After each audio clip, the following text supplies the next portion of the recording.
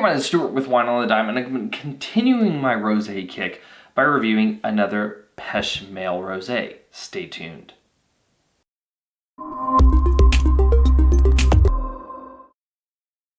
Hey everybody, it's Stuart with Wine on the Dime, and today I'm reviewing the 2018 Rosé de Carignan rosé from Pech Merle Wines. It is 13.4% alcohol by volume. At the time I'm recording this, I forgot to look up the price, so I'm just gonna post it in a little bubble that always pops up right there, and we'll just go from there.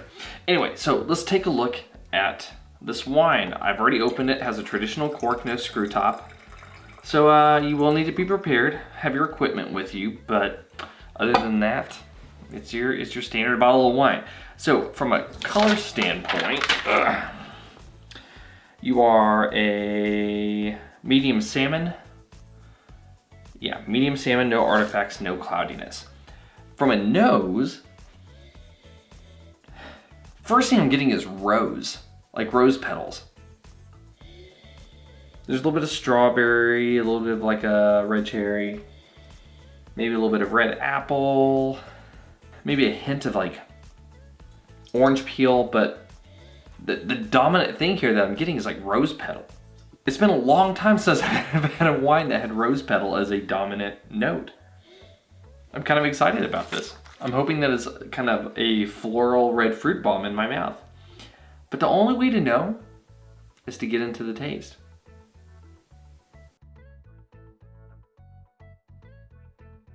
All right, so in terms of the overall structure of the wine, I'm gonna give it a, it's a dry wine. It is medium plus on the body because it actually has a little bit of heft in that structure. It also is medium on the acid, medium minus on the finish. It's just very close to that whole medium level. I mean, medium intensity, it's there.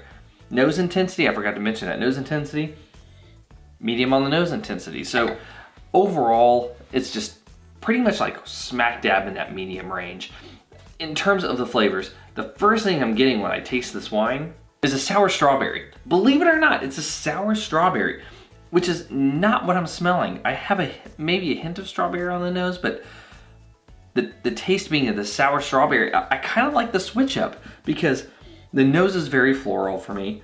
And then going into the actual palate, I get a sour strawberry, and it kind of offsets, and it does this weird retronasal thing where after I take a sip and then I'm breathing in, then the florality comes up and kind of like lifts past the strawberry.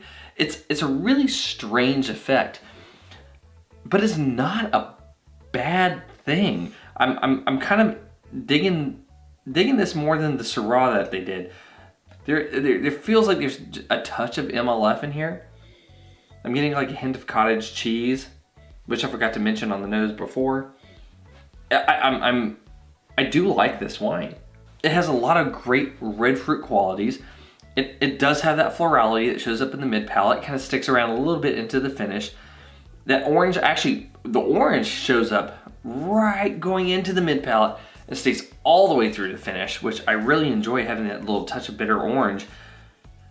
It's a very interesting wine, and that cottage cheesiness, it's there, and it's not dominant, but it's noticeable, and I kind of like that. So let's go ahead and go into the blick, because you can probably tell this is already going to get a certain kind of score on my channel. But in terms of balance, everything's pretty much medium. I'm going to give you a point there. Length, medium minus, no points. Intensity, I'm going to give you half a point because I do like the fact that I'm getting a lot of that fruit.